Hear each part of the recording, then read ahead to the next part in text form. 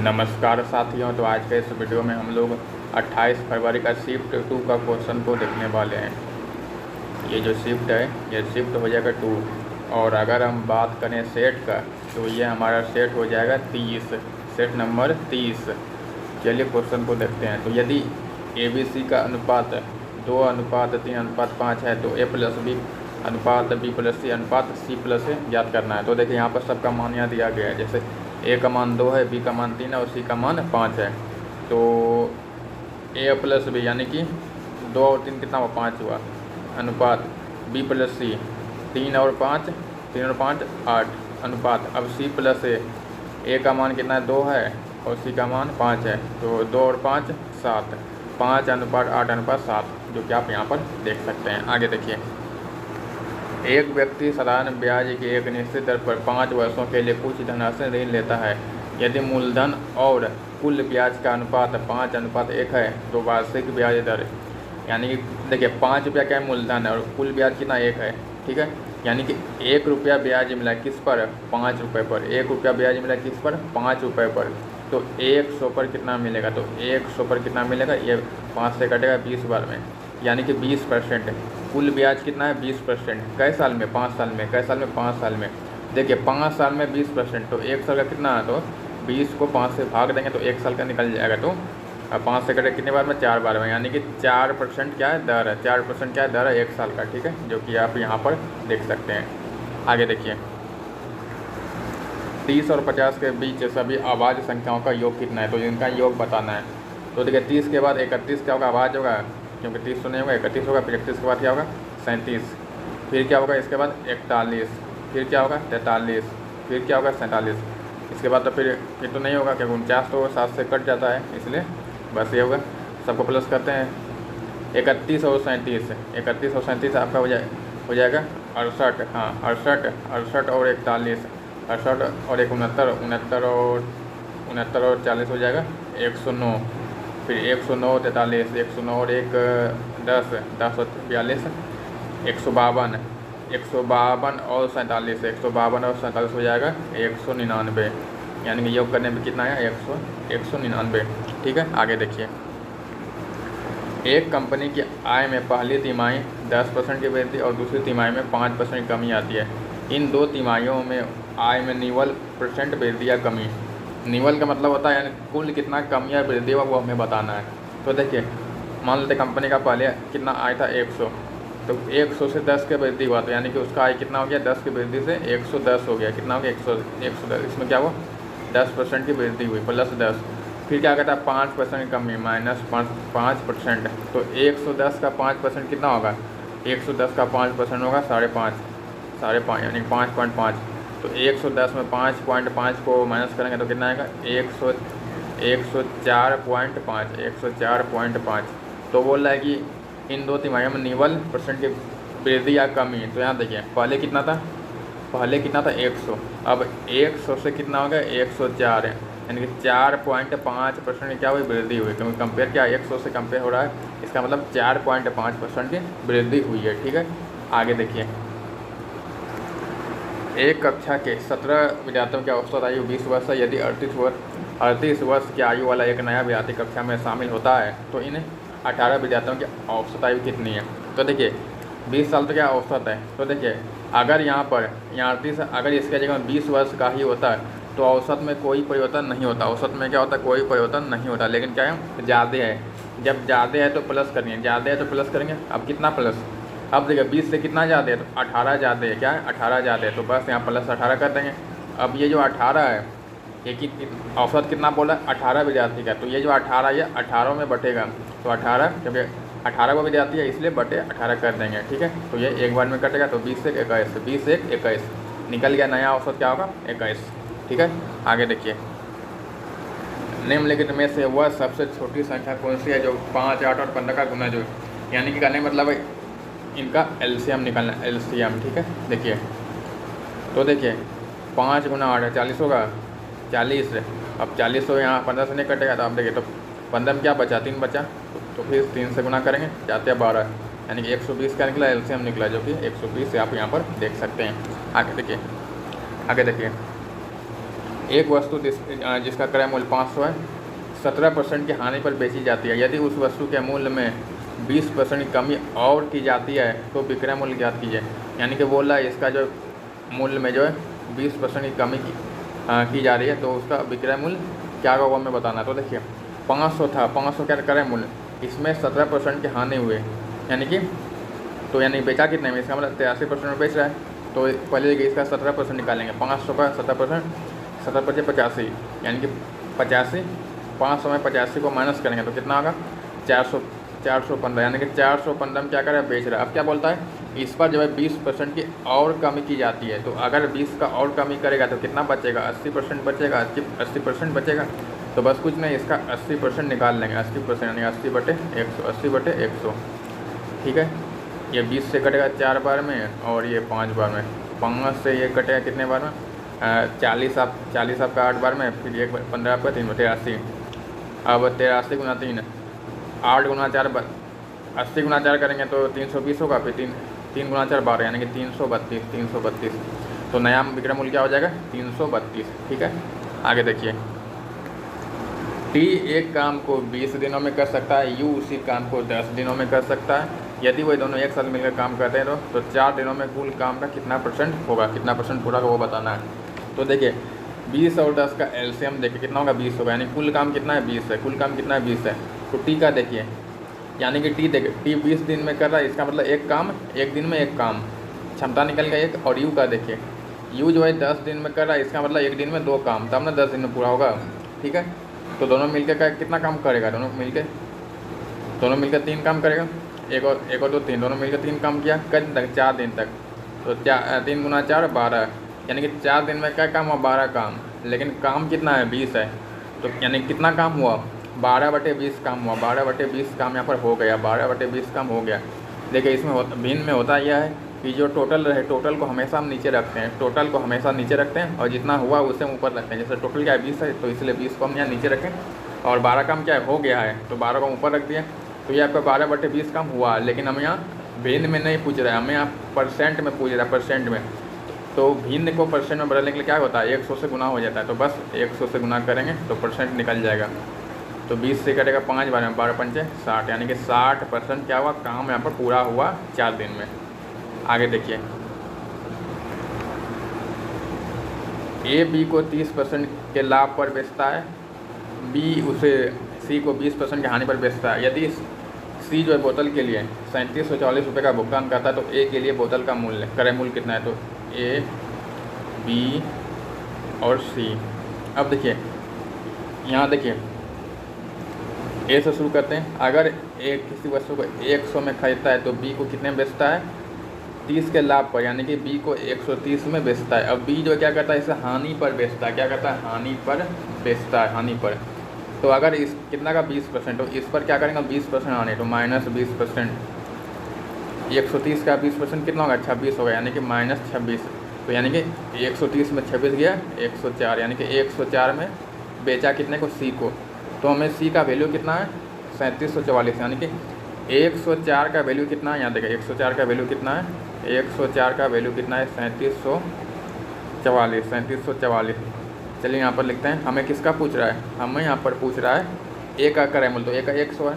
तो देखिए अगर 104 का वैल्यू यहाँ पर कितना है 3744 है, अगर 104 का वैल्यू 3744 है तो 100 का वैल्यू यहाँ पर कितना हो जाएगा, ये तो 100 का वैल्यू हो जाएगा 3744/104, 104 × 100, ठीक है।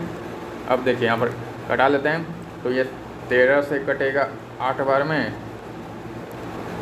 13 से 8 बार में कटा, और ये 13 से 26 2 बार में, शेष यहाँ 11 बचा, फिर 114, फिर 104 8 बार में, फिर 10 बचा, 104 फिर आपका 8 बार में, फिर यहाँ पर 8 से फिर ये कटेगा 288, 28 से 24 आपका 3 बार में, शेष 4 बचा, फिर 28 आपका 6 बार में 36। तो कितना हुआ 36 × 100, 36 × 100 यानी कि 3600 क्या है बी का ए का क्रय मूल्य, ए का क्रय मूल्य कितना है 3600, ठीक है। आगे देखिए एक 442 मीटर लंबी रेलगाड़ी एक बिजली के खंभे को 13 सेकंड में पार करती है। और विपरीत दिशा में यात्रा करे समान लंबाई की दूसरी रेलगाड़ी को 17 सेकंड में पार करती है तो दूसरी रेलगाड़ी की चाल। तो देखिए यहाँ पर विपरीत दिशा चला, तो विपरीत दिशा में क्या होता है, दोनों का गति प्लस होता है। विपरीत दिशा में क्या होता है, दोनों का गति प्लस होता है, ये बात ठीक है। तो पहले हम एक रेलगाड़ी का चाल पे निकाल लेते हैं। तो देखिए इसका लंबाई 442 मीटर है और कितना 13 सेकंड में पार करती है। इसका मतलब 442 मीटर जो है 13 सेकंड में, तो 1 सेकंड में कितना होगा, देखिए 13 सेकंड में जो 442 मीटर, तो 1 सेकंड में तो बस 13 से भाग देंगे, तो 13 से कटेगा कितने बार में, 442 यहाँ कटेगा, 442 को 13 से कटाएँ तो यहाँ पर देखिए 13 से कटाएँगे तो 44 है, तो 39 आपका 3 बार में, शेष 5 बचा, 52 आपका 4 बार में, 34 है। यानी कि इसका निकला 34 मीटर पर सेकंड, यानी 1 सेकंड में 34 मीटर की दूरी है तय कर रही है। ठीक है, ये निकला पहला रेलगाड़ी का चाल है। अब आगे देखते हैं, ये जो विपरीत दिशा में चल रही है तो इसका लंबाई क्या है, समान है। इसका लंबाई क्या है, समान है। तो देखिए जब दो रेलगाड़ी विपरीत दिशा में रहे तो दोनों पार करने जो कितना दूरी होगा, दोनों का लंबाई इसमें प्लस होगा, तो दोनों का लंबाई क्या होगा, प्लस होगा। तो दोनों का लंबाई तो 442 ही है, तो 442 884, यानी कुल लंबाई कितना हुआ, 884 मीटर। 884 मीटर क्या हुआ, कुल लंबाई हो।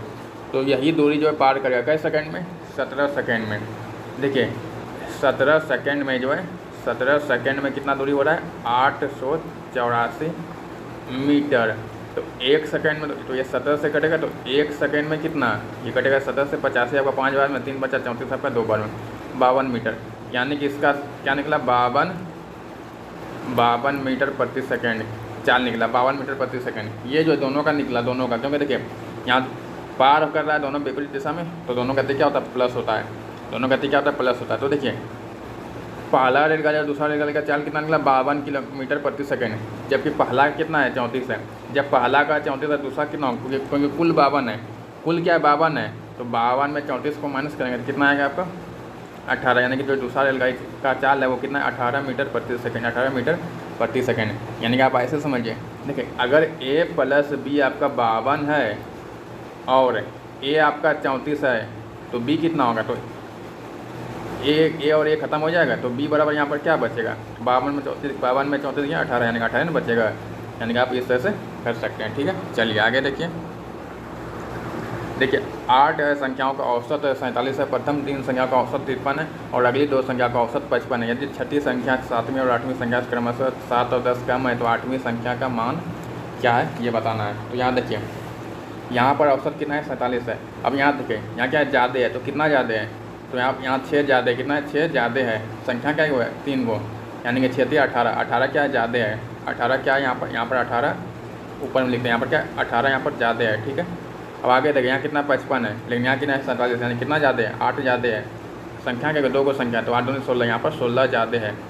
तो 18 और 16 कितना होगा, 18 और 16 कितना होगा, 34, यानी कि 34 क्या है, ज़्यादा है। यानी कि इस औसत को मेंटेन करने, ये जो औसत 47 है, इसे मेंटेन करने के लिए जो अगली 3 संख्या में देखिए, 3 तो 5वां, टोटल संख्या 8 है, तो अगली 3 संख्या में अगर 34 कम रहेगा तो क्या होगा, ये मैनेज हो जाएगा। अगली 3 संख्या में क्या होगा, अगर 34 कम रहेगा तो मैनेज हो जाएगा।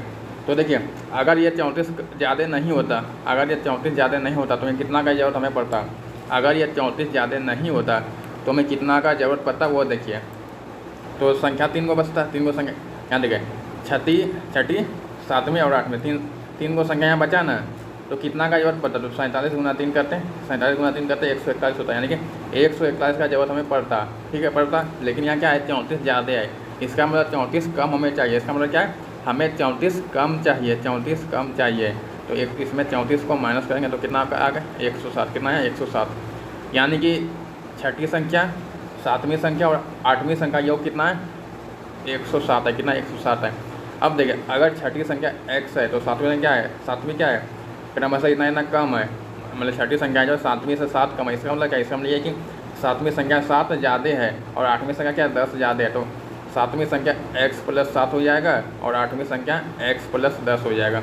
इसका योग देखिए, सभी को प्लस करेंगे, सभी को प्लस, तो इसका योग कितना है, 107, कितना 107 है। ठीक है, तो यहाँ पर 3x हो जाएगा प्लस 7 और 8 15 बराबर 107, कितना 107। ठीक है, ओ सॉरी यहाँ पर 10 है ना, यहाँ पर 10 है, तो यहाँ पर 17 होगा ना, यहाँ पर 10 है तो यहाँ पर 17 होगा बराबर 107। तो 3x बराबर क्या निकलेगा, 17 उस पर जाएगा तो 107 में 17 गया 90, तो 3 से कटेगा कितने बार में, 30 बार में, यानी कि x का मान क्या निकला, 30 निकला। हमें किसका पूछ रहा है, हमें पूछ रहा है 8वीं संख्या का मान। तो 8वीं संख्या का मान कितना, x + 10 है। 8वीं संख्या का मान कितना है, 8वीं संख्या का मान कितना, x + 10। तो x का मान कितना है 30, 30 और 10 कितना होगा 40, यानी कि 40 क्या है 8वीं संख्या का मान। 8वीं संख्या का मान कितना है 40। ठीक है, अगर आपको इसमें दिक्कत होता है तो आप सीधा आप ऐसे भी कर सकते हैं। देखिए यहाँ पर औसत कितना है, मतलब 47 है और संख्या का 8 है, तो योग कितना होगा, तो बस 47 × 8 करेंगे तो 7 × 8 56, हासिल 56 के 6 हासिल 5, 4 × 8 32 और 5 37, 376 हुआ। अब इधर देखिए 3 संख्या का औसत कितना 53 है, तो योग कितना होगा, तो 53 × 3 करेंगे, तो 53 × 3 करेंगे 5 से 15 और 3 9, यानी कि 159। और यहाँ पर कितना है, 2 संख्याओं का औसत 55 है, यानी 55 दूनी 110 योग हुआ 110। दोनों को प्लस करेंगे, इन दोनों को प्लस करेंगे तो कितना होगा यहाँ पर तो पे हो जाएगा यहाँ पर 269। अब ये जो 269 हुआ तो हमें क्या निकालना है, क्योंकि कुल क्या है 8 संख्या है, तो 8 यहाँ बचा कि ना, 3 गो संख्या बचा, 3 गो संख्या बचा, तो 3 गो संख्या कैसे निकलेगा, इसका ये टोटल है 8 को टोटल है, तो 8 में से यहाँ 5 गो संख्या घटा देंगे। अगर 8 में से 5 गो संख्या घटाएंगे कितना बचेगा, 3 गो संख्या बचेगा, तो 3 गो संख्या का योग कितना आएगा, 3 गो संख्या का योग, तो बस इसका अंतर 300 में 2 गया तो 176 में 69 गया 7, यानी 107, यानी कि इसका योग कितना आया 107। तो बस अब बाकी बात जो उसमें किए तो वही करेंगे। जैसे छठी संख्या को हम x माने तो 7वीं संख्या x + 7 होगा और 8वीं संख्या x + 10 हो जाएगा। ठीक है, सबको बस प्लस करेंगे तो बस उसी तरह यहाँ पर हो जाएगा। चलिए आगे देखिए, दीपक अपनी मेज का क्रय मूल्य जो क्रय मूल्य से 50% अधिक अंकित करता है, वह इस पर कुछ छूट देता है तो 10% का लाभ कमाता है। तो छूट कितना है, देखिए CP MP और SP। अगर CP 100 है तो MP कितना करता है 50 अधिक, यानी कि 150 अंकित करता है। ठीक है, और SP कितना है 10% का लाभ कमाता है। इसका मतलब क्या है, इसका मतलब 110 में बेच रहा है तब ना 10 का लाभ कमा रहा है। तो बोल रहा है कितने का छूट दिया। तो छूट जब भी होता है वो आपका अंकित मूल्य पे होता है। किस पर होता है, अंकित मूल्य पे होता है छूट।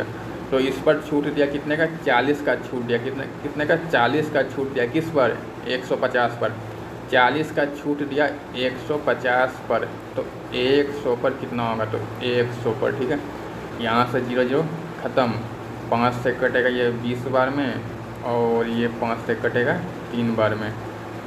4 × 20 80/3, 80 को अगर 3 से भाग देंगे तो 26 फिर यहाँ शेष 2 बचेगा, 2/26.66%।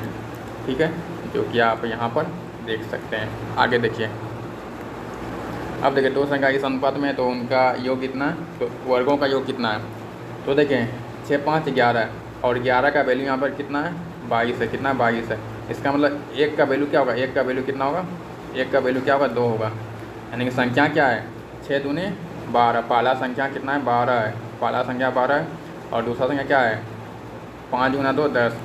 ये अब बोला इनका योग, वर्गों का योग, तो 12 का स्क्वायर कितना होगा, 12 का स्क्वायर और 10 का स्क्वायर। तो 12 का स्क्वायर 144 और 10 का स्क्वायर 100, तो दोनों प्लस करेंगे तो कितना है 244। ठीक है, आगे देखिए, मोहन अमन और सोहन मिलकर एक काम को 18 दिन में पूरा कर सकते हैं। यदि मोहन अमन से 3 गुना तेज़ी से काम कर सकता है और अमन सोहन से 2 गुना तेज़ी से, तो सोहन अकेले उसी काम को कितने दिनों में पूरा करेगा। तो मोहन यानी कि M और मोहन हो गया और अमन हो गया और सोहन। ठीक है, तो देखिए यहाँ पर ख़त्म किस पे हो रहा है, सोहन पे ख़त्म हो रहा है, सोहन पे। यानी कि अगर सोहन एक काम करता है तो अमन जो है 2 गुना तेज़ी से, यानी अमन जो है 2 काम करेगा। अब यहाँ देखिए मोहन जो है अमन से 3 गुना, तो 2 का 3 गुना कितना होगा 6 होगा। यानी कि मोहन जो है 6 काम करता है, तो सब मिलकर क्या काम करेगा, 6 2 8 8 और 1 9, सब मिलकर 9 काम कर रहा है। कै दिन में 18 दिन में। तो टोटल काम कितना हुआ, देखिए एक दिन में 9 काम, तो 18 दिन में क्या काम, तो गुना 18 कर देंगे। यानी कि टोटल काम कितना 18 × 9 162, कुल काम कितना 162, टोटल काम कितना 162। हमें किसका पूछ रहा है, सोहन का। अब देखिए ये जो सोहन है सोहन एक दिन में एक काम करता है, तो 162 काम कै दिन में करेगा, तो बस 162/1 यानी कि 162 ही दिन में काम करेगा। 162 दिन में क्या करेगा, काम को पूरा करेगा, क्योंकि एक दिन में एक काम ये कर रहा है ना, तो 162 दिन यहाँ पर हो जाएगा। अगर मैं मोहन का पूछता तो 162/6 करते हैं, तो 162/6 करते हैं, तो 6 से कटाते हैं यहाँ पर, तो 16 12 आपका 2 बार में 4 बचा 42 आपका 27 इसका 27 होता। और अगर ए का पूछता तो 162/2 करते, तो 162 का कितना होगा, 81 यहाँ पर हो जाता। ठीक है, लेकिन हमें जिसका पूछा था हमें उसी का लिखेंगे। ठीक है, चलिए आगे देखिए। एक विद्यार्थी ने एक परीक्षा में 60% अंक प्राप्त किया और 80% अंक प्राप्त करने वाले दूसरे विद्यार्थी से 24 अंक कम प्राप्त किए। देखिए, तो यहाँ 60 है और यहाँ कितना 80 है, तो कितना कम है, 24 कम है। तो यहाँ कितना है, परसेंट में कितना कम है, तो 20% कम है, लेकिन अंक में कितना है, 24 है, यानी कि 20% का वैल्यू कितना है, 24 है। हमें बोला अधिकतम अंक, तो अधिकतम अंक तो 100 रहेगा, तो 100%। तो देखिए यहाँ पर आप देखेंगे क्या गुना है, 5 गुना है, क्या गुना है, 5 गुना है। तो जब यहाँ 5 गुना, तो यहाँ भी तो 5 गुना होगा ना, तो 24 गुना 5 करेंगे तो 120, यानी कि अधिकतम अंक कितना है, 120। आगे देखिए, एक अंगूठी जो है 10, 20 और 30% की क्रमिक छूट पर बेची जाती है। तो यदि अंगूठी का अंकित मूल्य 20,000 है, तो इसका निवल विक्रय मूल्य, तो देखिए यहाँ पर 20,000 कितना है, 20,000, 1 2 3 4 को जीरो हो गया। अब देखिए यहाँ 10 का छूट दिया, इसका मतलब 90 में बेच रहा है, तो बस 90%, 90/100, 90/100, ठीक है, गुना। फिर 20 का, इसका मतलब 80 में बेच रहा है, तो 80/100। फिर आगे देखें, फिर 30 में का छूट, इसका मतलब 70 में बेच रहा है, तो 70/100। अब बस कुछ नहीं, कटाते हैं, जो पहले कटा है उसे हम कटा लेते हैं। तो यहाँ से 4 को जीरो यहाँ से ख़त्म और 2 को जीरो यहाँ से ख़त्म। ठीक है, तो चलिए अब यहाँ पर इसका हिसाब यहाँ पर करते हैं।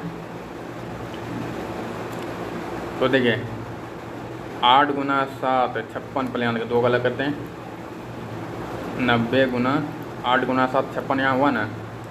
ठीक है, अब 2 गुना, अब 56 गुना पर यहाँ करते हैं, 6 गुना 9 6 9 54 हासिल 5। फिर 9 गुना 5 45, 45 और 5 49, यहाँ पर 49 हुआ, फिर देखो जीरो भी है ना, यानी 4940 और गुना दो 4900,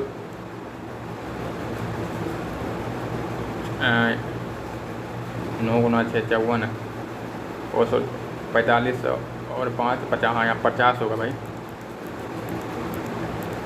देखिए 9 गुना 6 54 हासिल 5 पे 45 और 5 50 है और 50 होगा, फिर वो जीरो भी है ना, हाँ, यानी कि 5040। तो 5040 गुना 2, तो 5 गुना 2 10,000 और 40 गुना 2 80, यानी कि 10,080। 10,080 क्या है इसका विक्रय मूल्य, यानी कि विक्रय मूल्य कितना है, 10,080। ठीक है, आगे देखिए 80,000 रुपये की एक धनराशि पर 2 वर्षों में चक्रवृद्धि ब्याज और साधारण ब्याज के बीच का अंतर कितना है, 288 रुपया है। तो ब्याज की वार्षिक दर, तो देखिए जैसे कोई राशि, कुछ भी राशि में कोई जैसे राशि है, तो उसमें क्या होता है 2 वर्ष का है, तो ऐसा ही बराबर क्या होगा, ऐसा ही बराबर क्या होगा, पहला साल जो है, देखिए पहला साल और ये दूसरा साल। तो पहला साल मान लेता है 8% ब्याज मिलेगा, तो अगला साल में क्या मिलेगा, 8% ही मिलेगा, दोनों क्या मिलेगा। लेकिन सियाई में क्या होगा, सियाई में क्या होगा, पहला साल दूसरा साल, तो पहला साल जैसे यहाँ 8% ब्याज मिलेगा और दूसरा साल भी 8%। लेकिन इसमें क्या होता है, जैसे हम दूसरे में जाएंगे तो हमें इसका भी ब्याज मिलेगा। तो आर का 8% हो, आर का 8% कितना होगा, आर का यानी कि आर गुना R बटे 100, यानी कि R²/100 इतना परसेंट। ये जो परसेंट क्या मिलेगा, ब्याज मिलेगा। तो इन दोनों में आप अंतर देखें, तो इसमें देखिए, इसमें अगर हम देखते हैं तो क्या देखते हैं कि यहाँ और यहाँ तो सेम है, यहाँ दोनों सेम है, लेकिन यहाँ अंतर क्या होता है, इसका यहाँ पर अंतर हो जाता है, इसका क्या होता है, यहाँ पर अंतर हो जाता है। तो यानी कि 80,000 का जो है, 80,000 का R²/100%, R²/100 फिर परसेंट है। देखिए यहाँ देखा R²/100 है कितना, फिर यहाँ पर बटे फिर 1, क्योंकि परसेंट है, परसेंट को यानी कि परसेंट को भिन्न में बदलने के लिए बटे 100 करेंगे। तो देखा ये 100 और ये 100 क्या गुना हो जाएगा, क्या हो जाएगा, यहाँ पर गुना हो जाएगा। तो 100 यानी कि नीचे यहाँ पर रहेगा, 100 यहाँ पर नीचे रहेगा। इतना परसेंट बराबर यहाँ पर कितना है 288 है। कितना है यहाँ पर, कितना है 288। तो बस 288 को यहाँ पर लिख देंगे बस। अब इसे अगर सॉल्व करेंगे तो हमारा आंसर जो है आ जाएगा। यहाँ से 0 0 ख़त्म, ठीक है। फिर आप देखें यहाँ पर यह 8 से यहाँ पर कटेगा 288, 24 आपका 3 बार में, फिर यहाँ 4 बचा, फिर 28 आपका 6 बार में 36 यानी कि आर स्क्वायर बराबर क्या निकला 36। आर स्क्वायर बराबर क्या निकला 36। तो बस आर बराबर क्या होगा, रूट स्क्वायर उस पर जाएगा रूट होगा, तो 36 का रूट क्या होता है 6। आर का मान क्या निकला 6, यानी कि दर कितना है 6%। कितना दर है 6% क्या है दर है, ठीक है। आगे देखिए, चलिए 18 नंबर का सवाल देखिए। तो अब यहाँ देखिए, तो यहाँ पर पहले ब्रैकेट के अंदर का काम करेंगे। तो 42 में 38 माइनस करेंगे कितना होगा 4 होगा, ठीक है। और यहाँ पर भाग का काम, तो 48 को 24 कर भाग देंगे कितना यहाँ पर आएगा 2 आएगा, और यहाँ कितना है 4 है। तो गुना करेंगे 2 गुना 4 8, यहाँ पर 8 हुआ। फिर यहाँ पर पहले का काम, तो 8 गुना 3 24, और 24 को यहाँ पर 24 है ना, तो 24 को अगर हम 216 से भाग देंगे तो बाहर में 13 है ना, 24 को अगर 216 से भागना है तो 9 बार में करें, कितने बार 9 बार में। तो 13 गुना 9, तो कितना आएगा 13 गुना 9 117, ठीक है। आगे देखिए, तो अब यहाँ ये वाला सवाल तो मैंने बताया था पिछले वीडियो में, तो ये भिन्न वाला इसे भिन्न में बदलना है। तो देखिए इसमें होता क्या, जो संख्या रहे पहले उसे लिखेंगे, कितना है 516 को हम ऐसे लिख देंगे। अब देखिए, अब यहाँ पर क्या है, कई गो संख्या में भिन्न है, कई गो संख्या में इसमें जो है मतलब भिन्न नहीं है, कई गो संख्या में भिन्न नहीं है। तो यहाँ पर हम देखते हैं 5 और 1 में क्या भिन्न नहीं है, तो मतलब ऊपर में इसे हम बार बोलते हैं, क्या बोलते हैं बार। तो 5 और 1 में क्या है बार नहीं है, यानी कि 51 में क्या है बार नहीं है, तो -51 कर देंगे, -51 कर देंगे, ठीक है। बटे अब कई गो में बार है, तो कई गो में बार है, तो देखिए 1 गो में बार है, तो जय गो में बार है उतने को 9 लिखेंगे, 1 गो में बार है तो 1 गो 9 लिखेंगे। अब कई गो में नहीं है, तो 2 गो में क्या है नहीं है, 2 गो में नहीं है तो 2 को 0, 2 गो में नहीं है तो 2 को 0। बस अब इसे सॉल्व करेंगे तो हमारा आंसर जो है आ जाएगा। तो 516 में 51 गया, तो अगर 516 में 50 को माइनस करते तो अगर यहाँ 500 रहता तो 500 में अगर 51 को माइनस करते कितना 449 आता है, लेकिन क्या है 16 ज़्यादा, यानी कि 465 आएगा माइनस करने पे बटे 900। अब देखिए अगर ये कटा है इसे कटा लेते हैं, तो पहले ये 5 से दिख रहा है कटा हुआ, तो पहले 5 से इसे हम कटा लेते हैं। चलिए पहले 5 से कटाते हैं। तो ये 5 से कटेगा कितने बार में 180 बार में, 18 5 90, ठीक है। और ये 5 से 45 आपका 9 बार में, फिर 1 बचा 15 आपका 3 बार में 93। हाँ, फिर ये 3 से कटेगा, 3 से कटेगा ये 31 बार में, और ये 3 से कटेगा 60 बार में, यानी क्या आया 31/60, जो कि आप यहाँ पर देख सकते हैं, ठीक है। ठीक से एक बार समझ लीजिए, जो संख्या रहे पहले उसे लिखेंगे, और जिसमें बार नहीं रहे उसे लिख देंगे माइनस उतना, और जय गो में बार रहे उतना 9, और जय गो में नहीं रहे उतना 0, ये करते हैं। चलिए अब अंतिम सवाल बचा, इसे देख लेते हैं। चलिए यहाँ देखिए, तो देखिए ये शंकु है यहाँ पर, ठीक है। तो शंकु का ऊंचाई कितना 10 सेंटीमीटर, और त्रिज्या यहाँ पर दिया कितना 24 और 10, लेकिन इसका क्षेत्रफल में इसका ये वाला लंबाई इसका ज्ञात करना पड़ता है, लंबाई। तो अगर आप यहाँ पर देखें तो एक समकोण त्रिभुज बन रहा है, क्या बन रहा है समकोण त्रिभुज। तो अगर यहाँ पर ये 24 है और यहाँ पर ये 10 है, तो ये क्या, ये कर्ण हो जाएगा कर्ण। तो कर्ण बराबर क्या होता है लंब का स्क्वायर प्लस आधार का स्क्वायर, फिर उसमें रूट, अंडर रूट क्या होता है लंब का स्क्वायर प्लस आधार का स्क्वायर है। तो बस स्क्वायर करेंगे, 24 का स्क्वायर 576, 10 का स्क्वायर 100, दोनों को प्लस करके अंडर रूट। तो ये क्या निकलेगा, ये आपका लंबाई निकलेगा L। तो L बराबर ये इतना निकल जाएगा। तो L बराबर रूट 676 होगा, और 676 का रूट कितना होता है 26 होता है, कितना होता है 26, यानी कि L बराबर क्या निकला 26 सेंटीमीटर। तो अब बस कुछ नहीं, क्षेत्रफल अब निकालना है। तो शंकु का यहाँ कुल क्षेत्रफल बोला है, कुल पृष्ठ है। तो शंकु का जो कुल पृष्ठ क्षेत्रफल होता है वो होता है पाई r into L plus R, ये होता है, ठीक है। तो पाई का मान क्या होता है 22/7 होता है, गुना R का मान कितना है 24 है, कितना है 24 है। अब L प्लस R, L का मान कितना निकला 26 है, और यहाँ कितना है 24 है, 26 और 24 कितना होगा 50, यानी कितना होगा 50 यहाँ पर हो गया। अब देखिए 22/7 को हम क्या लिख सकते हैं 3.14 लिख सकते हैं, ठीक है। गुना 24 गुना 50 करेंगे तो कितना होगा 24 × 120, और यानी कि 1200, चलिए अब यहाँ पर अलग अलग है तो अलग अलग गुना का क्या करते हैं, तो 12 दिया 36, यहाँ पर 36 होगा प्लस। अब यहाँ देखिए 0.1 से अगर गुना करें 0.1 से तो 12 गुना है यानी कि 120 होगा, क्योंकि एक अंक के बाद अगर दशमलव आएगा तो एक जीरो खत्म होगा तो 120 यहाँ बचेगा प्लस। अब 0.04 तो 0.04 यानी 2 अंक के बाद दशमलव, तो 12 गुना 4 कितना होता है, 12 गुना 4 यानी 48 होगा, फिर 2 अंक के बाद दशमलव यानी कि 48 होगा, कितनों के बचे होगा 48। अब बस सबको प्लस करते हैं, 36 1 37 20 और 48 आपका हो जाएगा 68, यानी यहाँ पर कितना है 3768, जो कि अगर हम लगभग में देखें, क्योंकि ये पाई का मतलब नहीं क्या है, लगभग में यहाँ होता है ये, तो लगभग में आप देख सकते हैं, यहाँ पर ये आप देख सकते हैं। तो इसी के साथ ये क्वेश्चन होता है कंप्लीट। तो चलिए मिलते हैं जल्द अगले वीडियो में, तब तक के लिए जय हिंद, वंदे मातरम।